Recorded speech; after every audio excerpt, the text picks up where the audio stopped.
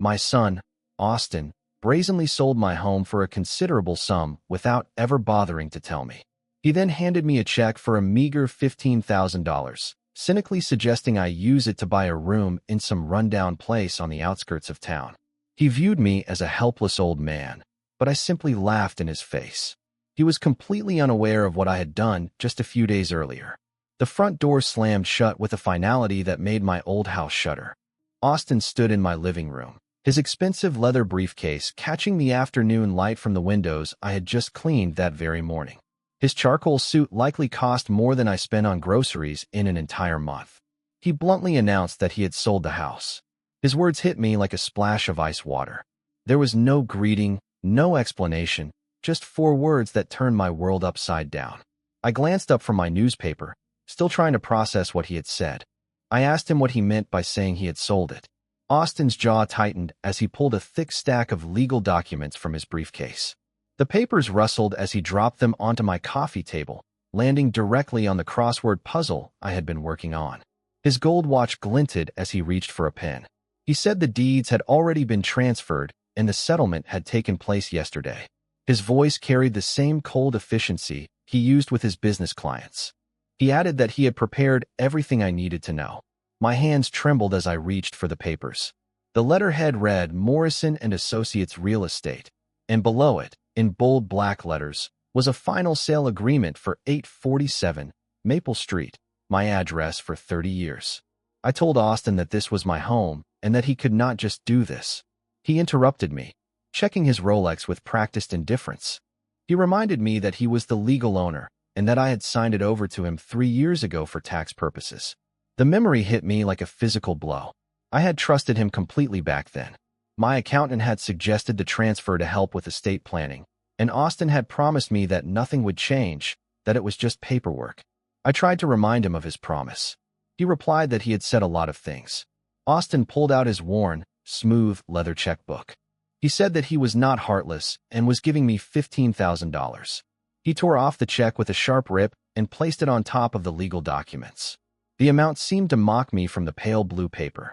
It was an insulting amount for the house where he had grown up, where I had raised him after his mother died, and where I had sacrificed everything to give him opportunities. Austin continued, suggesting he was doing me a tremendous favor. He had found a place for me, a small, cheap apartment on the outskirts of town. He said it was perfect for someone in my situation. My situation? The words came out as a whisper. Austin snapped his briefcase shut with a metallic click. He urged me to be realistic. He said that I was 65, retired, and living on Social Security, and that I could no longer maintain the place. The roof needed work and the plumbing was ancient. He said that this way, I would get a fresh start without the burden. The word burden echoed in my head like a tolling bell. I stood up slowly, my legs feeling unsteady beneath me. This house was not a burden, it was my home. Austin insisted it was an expense I could not afford. He straightened his tie, a gesture I remembered from his childhood when he was lying about something he had broken. He said that he and Sarah had been discussing this for months and that they both agreed it was the best solution for everyone. Sarah, of course, was involved. His wife had been pushing him to distance himself from me ever since they got married. I had seen her calculation in her eyes at every family dinner and holiday gathering. The way she looked at everything I owned as if she were already dividing it up. My voice was rising now as 30 years of suppressed frustration broke through. I asked him how exactly throwing his father out of his home benefited everyone. Austin's expression remained unchanged. If anything, he seemed bored by my emotional response. He told me I was being dramatic and that it was a business decision. He mentioned the house was worth $400,000, and after paying off the remaining mortgage and other expenses, he was left with about $350,000. He said that giving me $15,000 of that was more than generous. Generous? I could feel my face burning and my hands clenching into fists.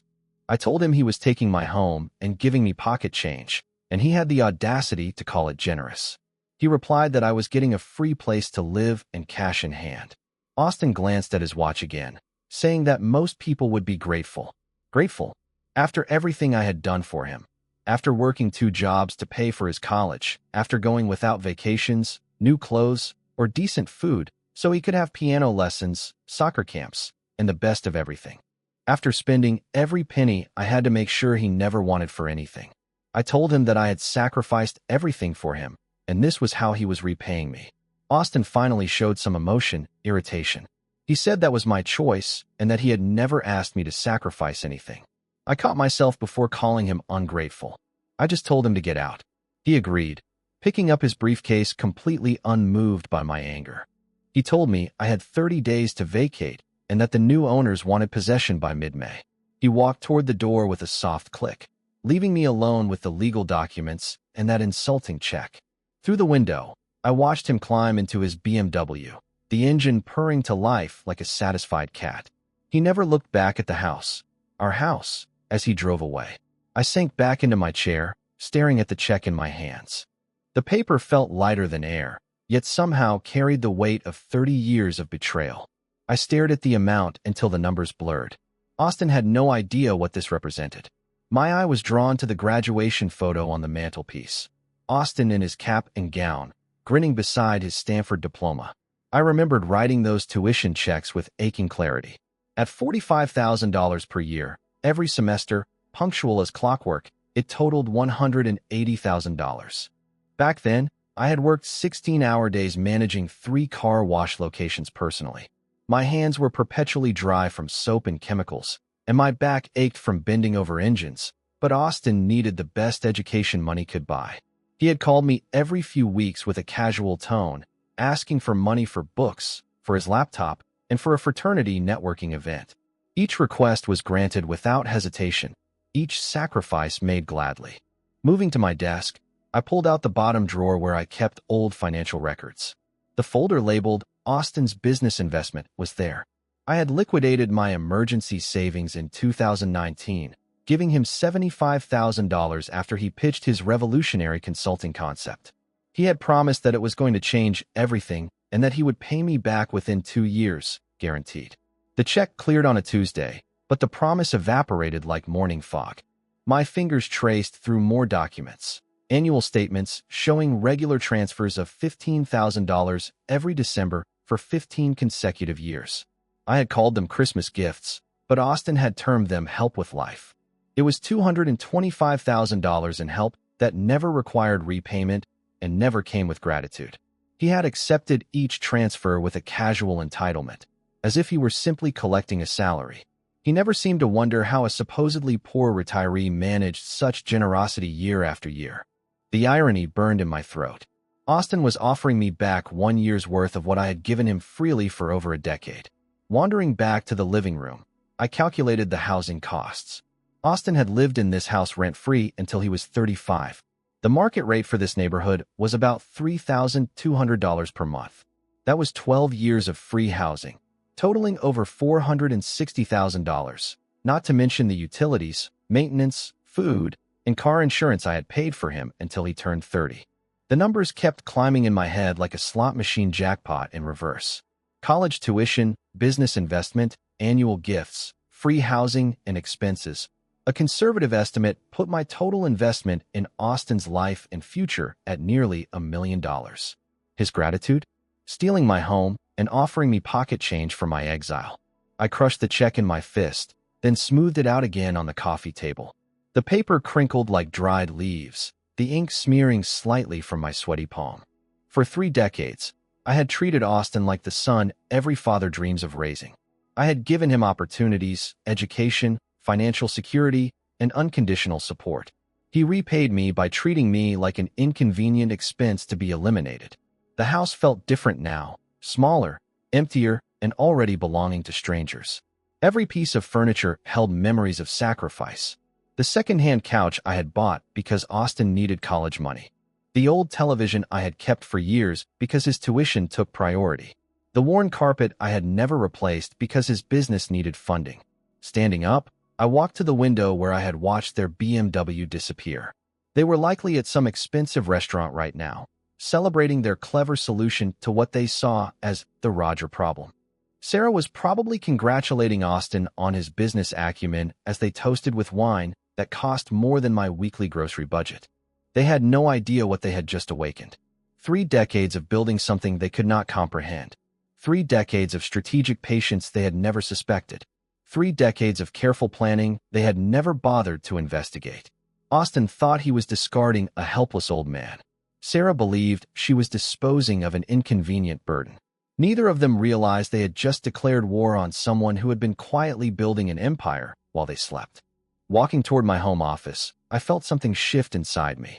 It was not just anger anymore, but something colder and more calculating. They thought they had caught me completely off guard.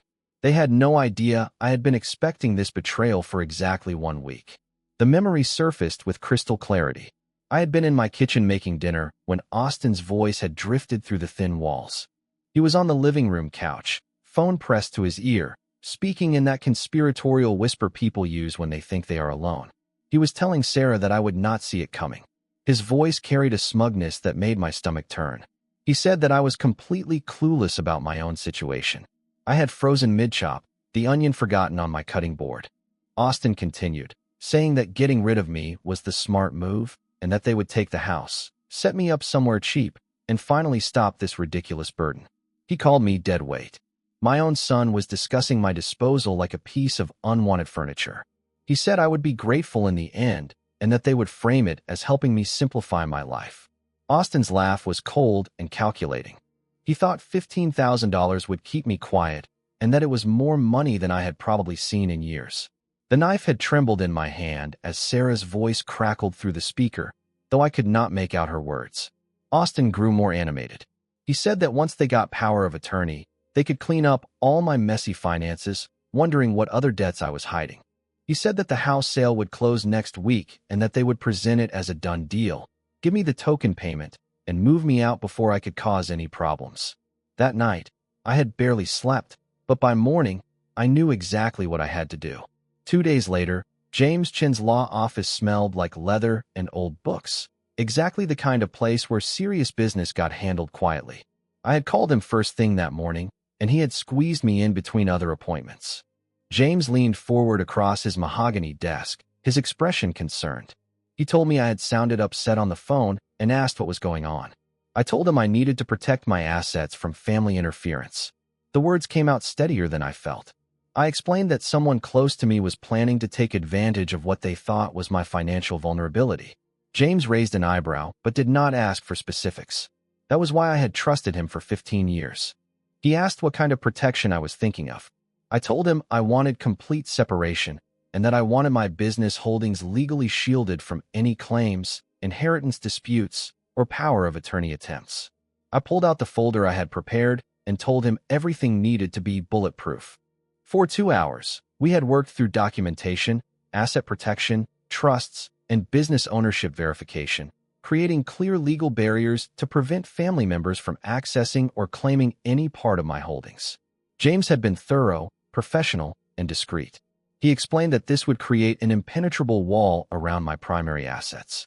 He said that no one could touch my business empire or personal holdings without my explicit consent, and that even family members would have to go through multiple legal challenges that would take years and cost them more than they could ever recover. I had signed everything with a steady hand, knowing I was building a fortress they would never breach. James had asked if there was anything else I needed to discuss, clearly sensing there was more to the story. I told him not yet, but I might need his services again soon. Now, standing in my home office, I pulled out the legal documents James had prepared. Every page was perfect, every protection airtight. Austin and Sarah thought they were dealing with a helpless old man with no resources and no options. They had no idea they had just declared war on someone who owned 47 profitable businesses across California. Someone who had spent decades building an empire while they slept. Someone who had anticipated their betrayal and prepared accordingly. The irony was delicious. While Austin struggled with bank loans and business debts, and Sarah plotted to steal what she thought were my meager possessions, I sat on assets worth more than they could imagine. The next day, I would begin their education, which I planned very carefully that night. My mood was perfectly matched by the determined gray dawn. I had slept better than I had in weeks, my mind finally clear about what needed to happen. After 3 decades of building my empire in the shadows, it was time to step into the light, strategically, of course.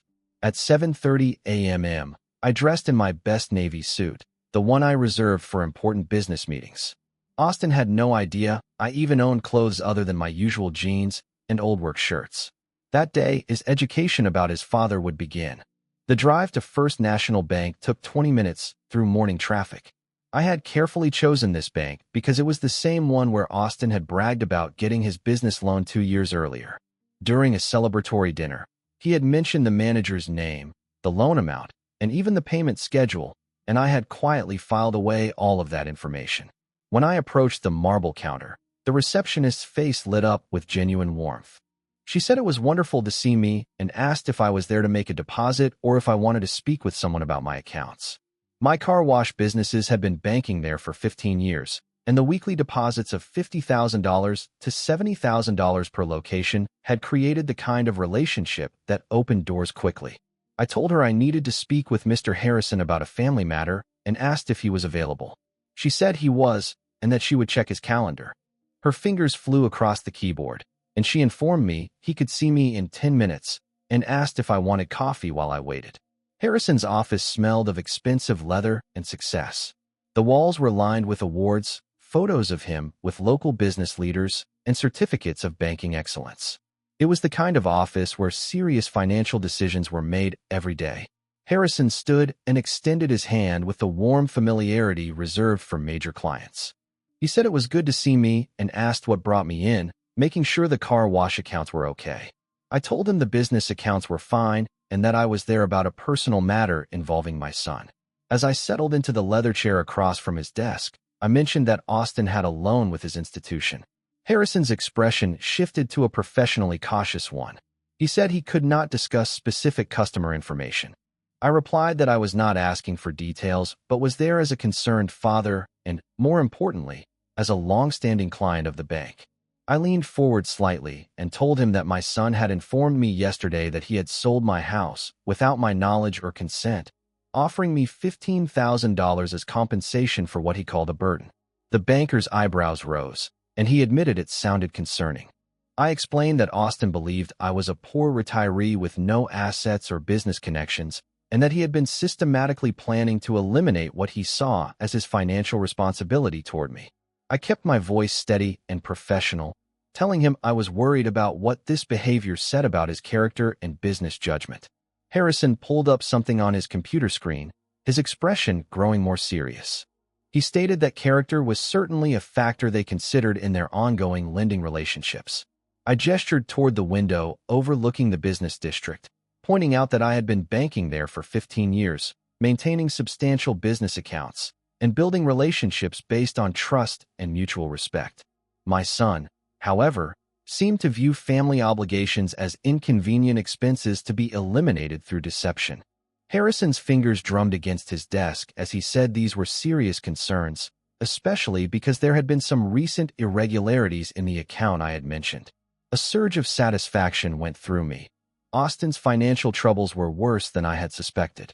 I asked him what he would recommend from a business perspective. I wondered how such disregard for family obligations and a willingness to deceive and manipulate would reflect on business dealings. Harrison was quiet for a long moment, studying his computer screen. He then said that character assessments were part of their risk management protocols when borrowers demonstrated patterns of deceptive behavior or financial irresponsibility. I told him I understood completely. I stood up, straightening my tie, saying I had simply wanted to share my concerns as both a father and a valued client, and that whatever decisions he made regarding his lending policies were entirely his professional judgment. Harrison also stood up, his expression thoughtful. He said he appreciated me bringing this to his attention and asked if he could ask a few follow-up questions about my son's recent behavior. For the next 20 minutes, I gave a calm, factual account of Austin's actions. It was not emotional manipulation or a dramatic appeal, but a strategic, professional conversation between two businessmen discussing risk assessment. Harrison thanked me for the information and said he would need to review their lending policies regarding the account, explaining that it was standard procedure. I assured him that I understood and trusted his professional judgment completely. As I shook his hand goodbye, I could see the wheels turning behind his eyes. Austin's loan was about to get a very close look. As I walked back to my car, I felt the first genuine satisfaction I had experienced in days. Austin thought he was dealing with a helpless old man. Instead, He had just declared war on someone who understood exactly how to use legitimate business relationships to achieve justice. By the next day, he would receive his first lesson in the difference between the two. I had filled my time nicely for 3 days with careful gardening and household maintenance while I waited for the inevitable. When Austin's Honda pulled into my driveway on Friday afternoon, I watched from my kitchen window with the satisfaction of a chess player seeing his opponent make the predicted move. This time, he knocked on my door. His voice was no longer arrogant. He asked if we could talk. I opened the door to find a very different man from the one who had delivered my eviction notice. Austin's usually perfect hair was disheveled, his expensive shirt was wrinkled, and there were dark circles under his eyes. The confident businessman had been replaced by someone who looked like he had not slept in days. I told him to come in, maintaining the same calm tone I used with any visitor. Austin sat on the same couch, where he had once smugly explained my disposal. This time, he fidgeted with his wedding ring, his leg bouncing with nervous energy. He rubbed his face with both hands, saying he had gotten a call from the bank on Tuesday. They wanted the full loan amount immediately, $200,000. I raised my eyebrows in mild surprise and commented that seemed unusual. Austin's voice cracked slightly as he told me they had said there were concerns about his character and business judgment, and that they were demanding repayment within 30 days or they would begin foreclosure proceedings on his office building. Character concerns, I said, my tone neutral. Curious. Austin's words tumbled out faster now as he explained that the expansion he had told me about last year, the new equipment, the premium office space in downtown San Jose, was supposed to triple their revenue.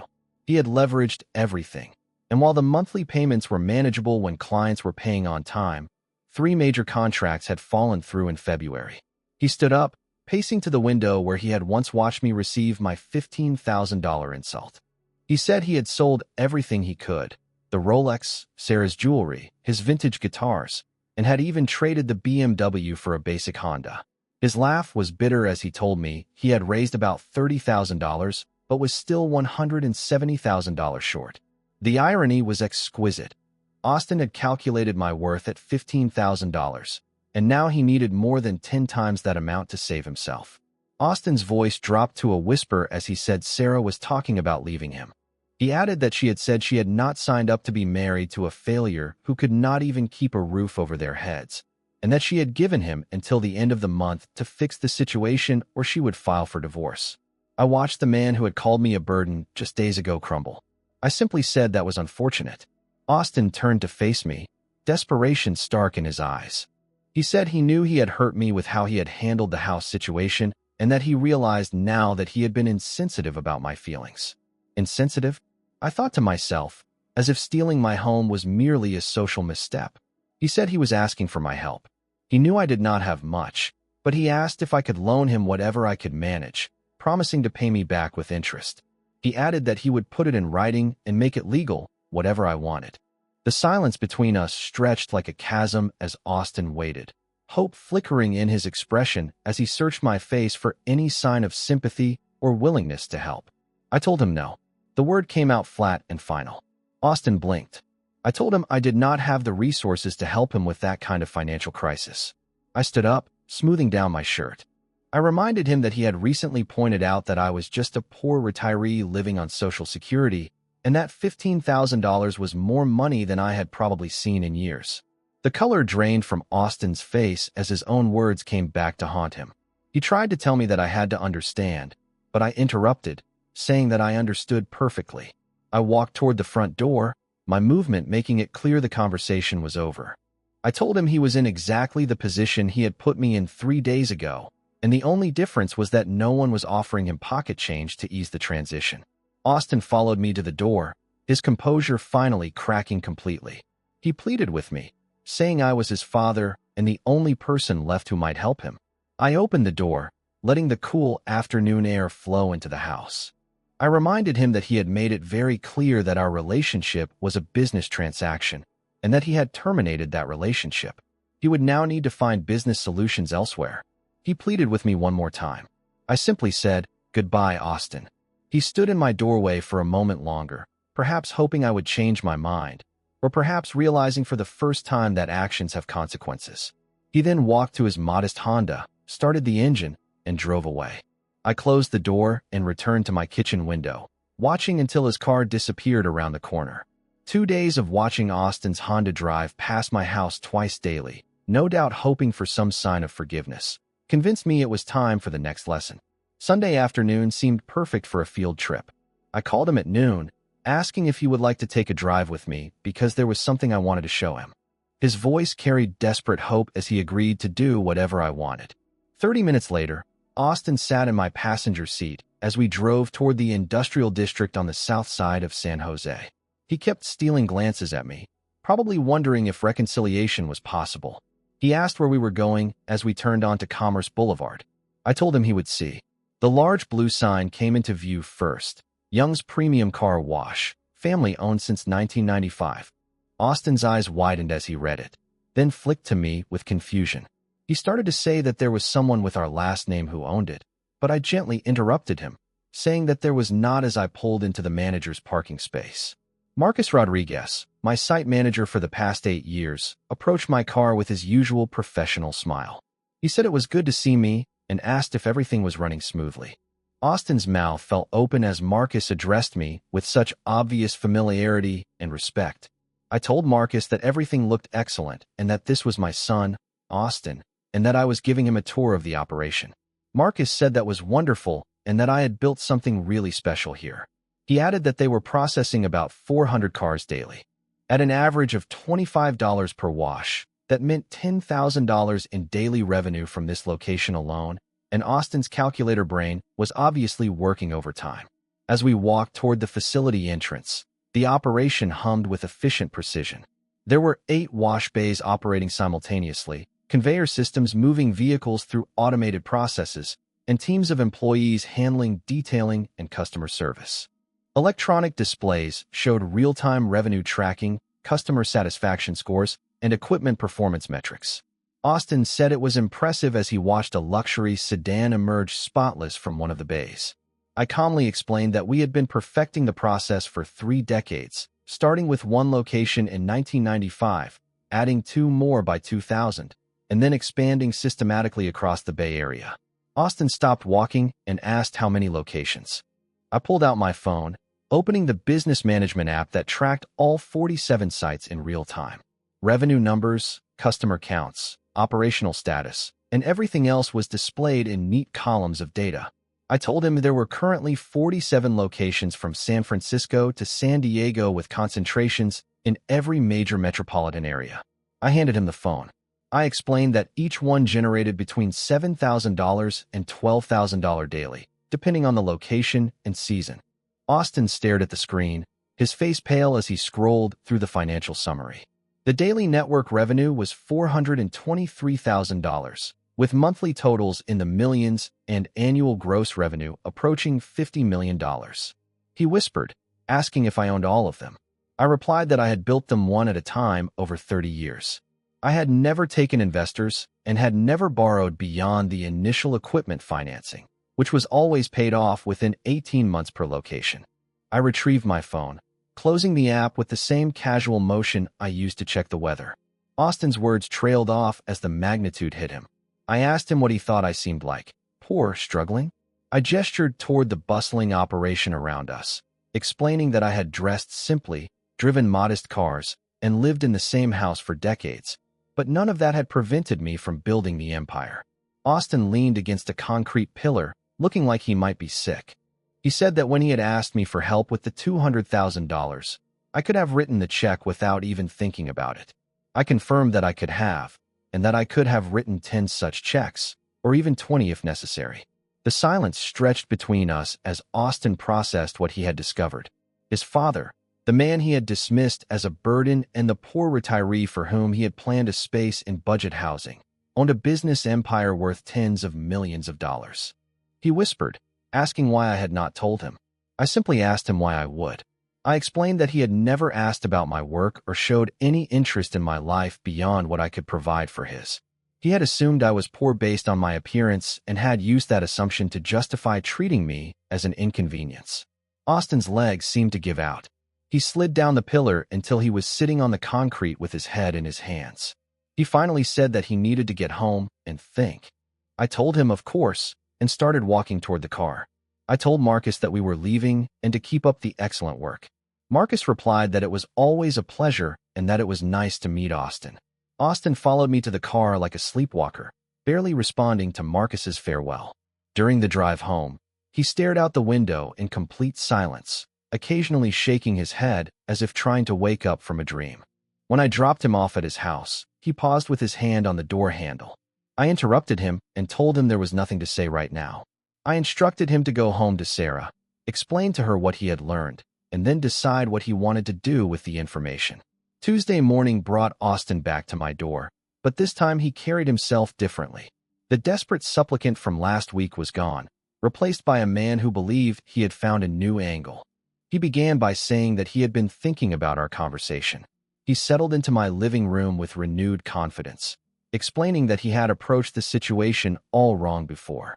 He realized he had been asking for charity when he should have been proposing a business relationship. I poured myself coffee and listened with apparent interest. He told me I had built something incredible over 30 years and that he respected it now.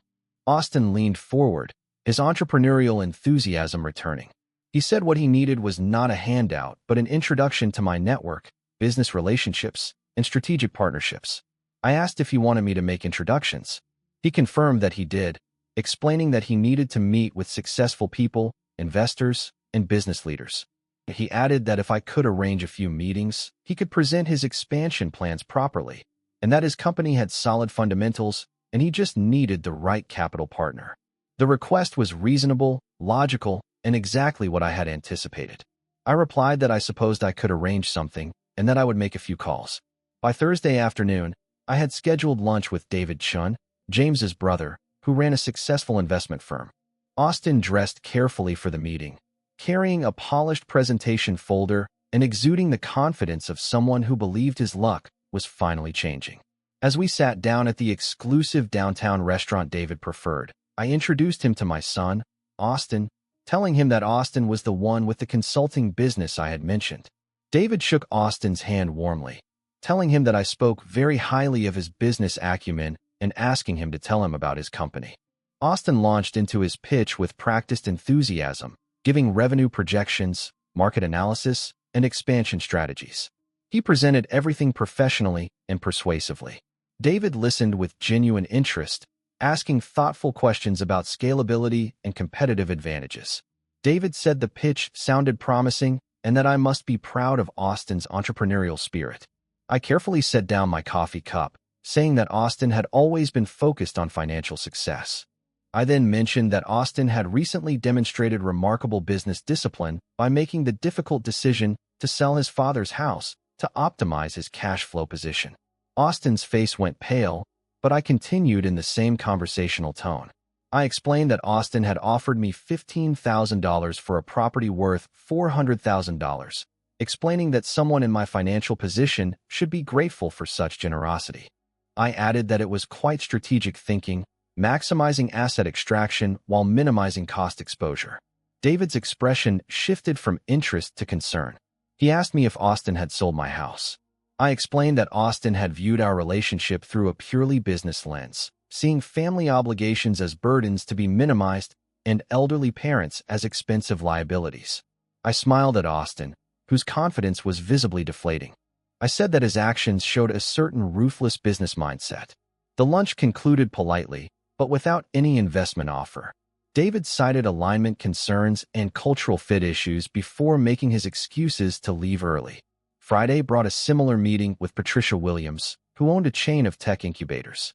Once again, Austin pitched professionally. And once again, I waited for the right moment to share context about his character. During dessert, I told Patricia that Austin certainly understood cost-benefit analysis. I explained that he had calculated that caring for an aging father was financially inefficient, so he developed a solution to eliminate that expense entirely. Eliminate? Patricia's eyebrows rose. I explained that when Austin had discovered his father was becoming what he called dead weight, he had arranged to relocate me to budget housing on the outskirts of town. It was quite clever resource reallocation, actually. Patricia declined to schedule a follow-up meeting. By the following Tuesday, Austin had begun to recognize the pattern. Each meeting started promisingly, but then deteriorated after I shared the family context. Each potential partner lost interest once they understood Austin's approach to family obligations.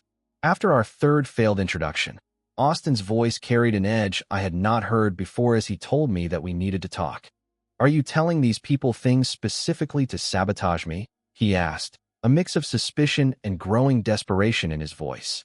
I looked at him, feigning genuine puzzlement. "I'm sharing relevant character information. These are business relationships built on trust, Austin. People want to know who they're dealing with. But the way you tell it makes me sound like someone who treats family members as business expenses to be optimized." I shrugged. "Austin, I'm simply describing your actual behavior. If that creates concerns for potential partners, perhaps the issue isn't my storytelling." Austin stared at me, the full realization finally crystallizing. His father wasn't helping him network. He was systematically destroying every opportunity.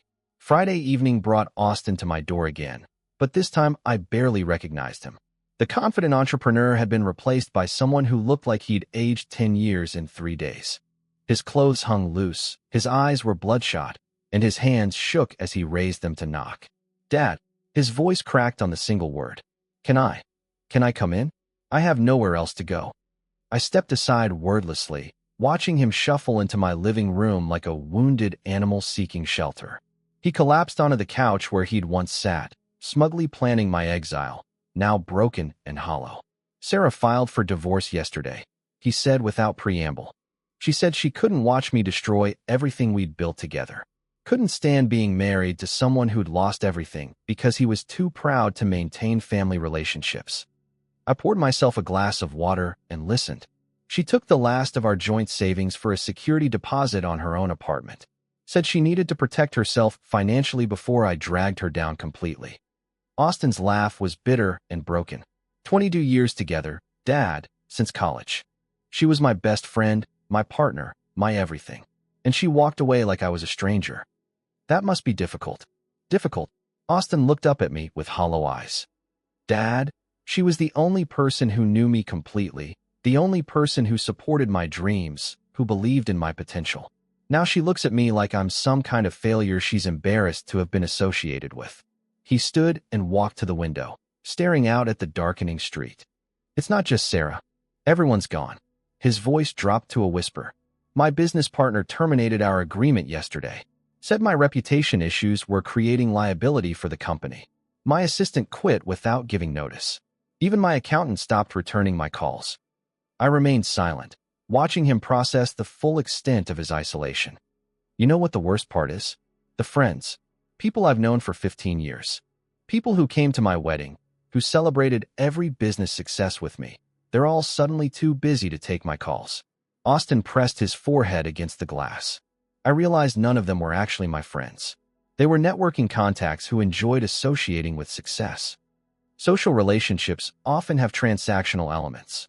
Austin turned back to face me. Desperation was stark in his expression. "Marcus Chun, David's nephew. Remember him? We played golf every month for 5 years. Yesterday, I ran into him at the grocery store. He pretended not to see me, Dad. Literally turned around and walked the other way rather than acknowledge I existed." The silence stretched between us. Austin's breathing was ragged, emotional exhaustion evident in every line of his body. "I went to Jake Morrison's birthday party last weekend. You remember Jake? We were roommates in college, best man at each other's weddings. When I walked in, the entire conversation stopped. 20 people just stared at me like I was some kind of contagious disease." Austin's voice broke completely. "Jake pulled me aside after 5 minutes and asked me to leave. Said my presence was making his other guests uncomfortable. I watched my son crumble. This man who'd once dismissed me as dead weight, now experiencing what true isolation felt like. I don't understand what happened to my life." Austin slumped back onto the couch, head in his hands. 3 weeks ago, I had everything. A successful business, a loving wife, a social circle, respect in the community. Now, I have nothing. Less than nothing. You have this house for tonight." Austin looked up at me with something approaching hope. "Dad, I know I treated you terribly. I know I made horrible mistakes about who you were and what you meant to me. I'm not asking for money or business help. I just need someone to talk to. Someone who remembers when I wasn't a complete failure." The desperation in his voice was absolute. This was no longer the arrogant son demanding his inheritance or the desperate businessman seeking investment connections. This was a broken human being who'd lost every relationship that mattered to him, sitting alone with the father he'd betrayed. "I'm listening," I said finally. Monday evening brought a different Austin to my door. Not the arrogant businessman from weeks ago. Not the desperate supplicant seeking money. Not even the broken man confessing his losses. This Austin stood on my threshold with something I hadn't seen from him in 30 years, genuine humility. "Dad, I know I have no right to ask anything from you," he began, his voice steady but quiet. "I'm not here for money or help or business connections. I just want to apologize. Really apologize, and maybe ask if there's any way you could forgive me." I stepped aside, letting him enter the living room where our relationship had been destroyed and might possibly be rebuilt. Austin remained standing, as if sitting would presume too much familiarity. "I've been thinking for 3 days straight about everything I did wrong, not just recently, but for years, decades even." He looked directly at me, no longer avoiding eye contact as he had during previous visits. "I treated you like you were my employee instead of my father. When you sacrificed to send me to Stanford, I acted like you owed me that education. When you gave me money for my business, I treated it like an investment I deserved rather than a gift from someone who'd love me." I sat down but said nothing, watching him struggle with words he'd never spoken before. "The house. That was the worst thing I've ever done." Austin's voice cracked slightly. "You raised me in that house. You kept it perfect for 30 years, maintained every detail, made it a home, and I sold it without even asking your opinion, let alone your permission." He ran his hands through his hair, a gesture I remembered from his childhood when he was trying to process something difficult. "I called you deadweight, Dad. I actually used those words to describe my own father to Sarah, the man who worked 16-hour days so I could have music lessons and sports teams and college prep courses." Austin's composure finally broke. "You were never a burden. You were the best father anyone could ask for, and I was too selfish and arrogant to see it." The silence stretched between us. Austin waited, not pushing for a response, seemingly prepared for rejection. "I lost everything because I deserved to lose everything," he continued. "Sarah left because she realized she was married to someone who could treat his own father like an inconvenience. My friends disappeared because they saw who I really was underneath the success. My business failed because I was too proud to maintain the relationships that mattered." Austin moved closer, not sitting, but kneeling beside my chair, a posture I hadn't seen since he was 8 years old and had broken my favorite lamp. "I don't want your money. I don't want your business connections. I don't even want you to fix my problems." His eyes were bright with tears he wasn't trying to hide. "I just want my dad back. I want the chance to be the son you deserve to have all along." He reached into his pocket and pulled out something I recognized, the $15,000 check he'd given me, now wrinkled and worn. I kept this as a reminder of the worst moment of my life. Not losing Sarah or the business or the friends. This moment when I tried to buy off my father's love with pocket change. Austin placed the check on the coffee table between us. "I understand now that no amount of money could repay what I owe you. Not for the sacrifices, not for the love, and definitely not for the pain I caused. I know I have to earn your forgiveness, Dad," he whispered. "I know it might take years, or maybe it's impossible, but if you'll let me try, I'll spend the rest of my life proving that I understand what family really means." The room was quiet except for the ticking of the antique clock Austin had always complained was too loud. Now he waited in that silence, not demanding an answer, not pushing for immediate reconciliation, just hoping for the possibility of redemption. I studied his face, looking for any sign of manipulation or self-serving motivation. All I saw was a broken man who'd finally learned the difference between success and worth, between taking and giving, between entitlement and gratitude. Wednesday morning, I made my decision. After studying Austin's face for 2 full days, watching him return each evening just to sit quietly in my living room without asking for anything, I concluded his transformation might be genuine. "I'm going to offer you something," I said over coffee. "Not charity, not a handout, but an opportunity to prove you've actually changed." Austin looked up from his untouched breakfast, hope flickering cautiously in his eyes. "I need someone at the Sunnyvale location for basic maintenance and cleaning. $6 above minimum wage, full 8-hour days. You'll be working under Marcus, taking instructions from employees who know the business better than you do. I'll take it. The response was immediate, without negotiation or questions about the work details. 1-week trial. If you prove you can handle honest work with the right attitude, we'll discuss whether this arrangement continues. Austin nodded, understanding this was a test rather than employment. We drove to the car wash in relative silence, both of us aware that this week would determine whether our relationship had any future. Marcus showed Austin to the equipment room, explaining his responsibilities: sanitizing vacuum stations, restocking supply dispensers, maintaining tire shine applicators, and general facility cleaning. Nothing glamorous, nothing requiring business acumen or strategic thinking, just honest physical labor. The first day was brutal. Austin struggled with the industrial vacuum systems, fumbled with chemical mixing ratios, and moved with the inefficiency of someone unaccustomed to manual work. By lunch, his designer polo shirt was soaked with sweat and spotted with cleaning solution stains. "Your hands are soft," observed Maria, one of our detail specialists, during the afternoon break. "You've never done this kind of work before." "No, I haven't," Austin admitted without embarrassment. "I need to learn. Could you show me the proper technique for applying the protectant solution?" Maria's eyebrows rose at his respectful request for instruction from someone he would have previously dismissed as staff. She spent 20 minutes demonstrating proper application methods while Austin listened attentively and practiced until he got it right. Thursday brought improvement. Austin arrived 15 minutes early wearing work clothes he'd purchased the previous evening. His movements were more efficient, his technique cleaner. When a customer complained about water spots on their luxury sedan, Austin apologized professionally and personally redetailed the affected areas without being asked. "That was well handled," I mentioned during our brief encounter at the office computer. "The customer deserved better service than they received," Austin replied simply. "It was my responsibility to fix it." Friday afternoon, the regional manager from our corporate accounts made an unexpected visit. Austin was cleaning windows when the manager approached him with questions about our service capabilities for fleet vehicles. Instead of deferring to management or pretending knowledge he didn't possess, Austin politely explained his role and located Marcus to provide proper information. He remained helpful without overstepping boundaries or trying to impress with connections to ownership. "New employee seems solid," the manager mentioned to Marcus later. "Professional attitude, knows his place, handles customers well." Marcus agreed. "He works hard, doesn't complain, takes instruction without attitude problems. Good addition to the team." Saturday brought our busiest day with 3 separate wedding parties scheduling premium detail services. Austin volunteered for overtime hours, working alongside teams to ensure every vehicle met our standards.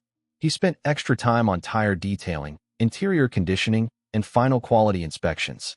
"You're getting the hang of this," said Carlos, our lead detailer, as they finished the last car. "Your dad taught us all to take pride in the work. Looks like you're learning that, too." Austin paused, towel in hand, processing the comment. "He's a good teacher. I just wasn't ready to learn before." By week's end, Austin had transformed from a struggling amateur to a competent team member. His hands were calloused, his movements efficient, his attitude consistently professional. More importantly, he displayed genuine respect for the work and the people who did it daily. Friday evening, as we cleaned up after the last customer, Austin approached me with something I hadn't seen in years: quiet pride and accomplishment earned through effort. "Thank you for this week," he said simply. "I learned more than just car care techniques. I watched my son secure equipment and check supply levels with the same attention to detail he'd once applied to business spreadsheets." The arrogant executive was gone, replaced by someone who understood the dignity of honest work and the value of earning respect. Sunday afternoon, as Austin cleaned the last vacuum station with the same care he'd shown all week, I made the final decision. Justice had been served, transformation had been proven, and it was time for complete honesty. "There's something important we need to discuss," I said as he finished organizing the supply room. "I've asked James Chun to meet us at his office this afternoon. There are some family business matters to resolve." Austin nodded without question, his trust now complete. During the drive to James' office, he sat quietly, no longer demanding explanations or trying to control situations beyond his understanding. James greeted us with the warmth of someone who had witnessed our entire journey. "Roger, Austin, I have the documents prepared as we discussed. Before we address legal matters, I said, settling into the familiar leather chair across from James' desk, Austin needs to understand the complete truth about everything that's happened. Austin's expression grew attentive, but unworried. The week of honest work had given him confidence that whatever came next, he could handle it. The bank pressure on your loan wasn't coincidental. I began. I initiated that review through my relationship with Harrison. When you sold my house and called me dead weight, I decided you needed to learn some difficult lessons about character and consequences. Austin's eyes widened, but he remained silent, processing this revelation. Every business meeting I arranged was designed to fail. I shared your family behavior with potential investors, specifically to destroy your networking opportunities. The social isolation you experienced was the natural result of people understanding who you really were. You orchestrated everything. Austin's voice carried wonder rather than anger. I planned your education, I corrected.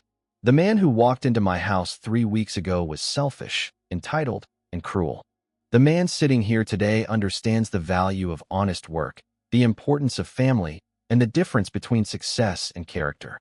James watched our exchange with professional discretion. I needed to lose everything, Austin said slowly, understanding dawning in his expression. The business, Sarah, the friends, the social status. None of it was real. It was all built on money and connections rather than character. Exactly.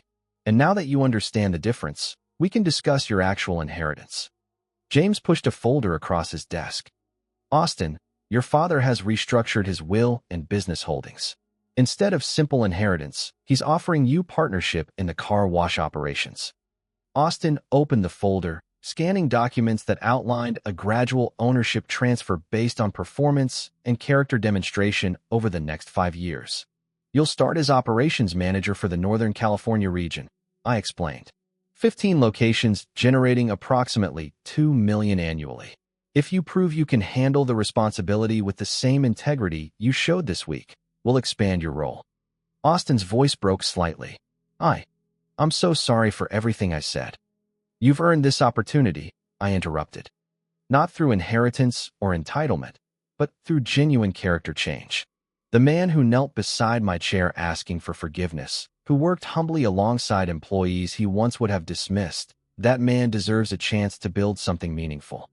Austin studied the partnership documents, understanding that this wasn't charity, but an opportunity to prove himself on a larger scale. James helped me establish protections, ensuring you can't simply inherit wealth without earning it. I continued. Every advancement requires demonstrated competence and character. You'll build your financial security the same way I did, through hard work and smart decisions. This is more than I deserve, Austin whispered. It's exactly what you deserve now that you understand the difference between taking and earning. I stood up, extending my hand to my son. Welcome to the family business, partner. Austin rose and clasped my hand, then pulled me into the first genuine embrace we'd shared in decades. Thank you for loving me enough to teach me these lessons, even when I didn't want to learn them. Thank you for becoming the man I always knew you could be. James smiled as he witnessed the completion of the most unusual family reconciliation of his career. Shall we sign these partnership agreements? As Austin picked up the pen to formalize our new beginning, I felt the satisfaction of perfect justice achieved through love rather than revenge. The arrogant son was gone forever, replaced by a man worthy of the young family name.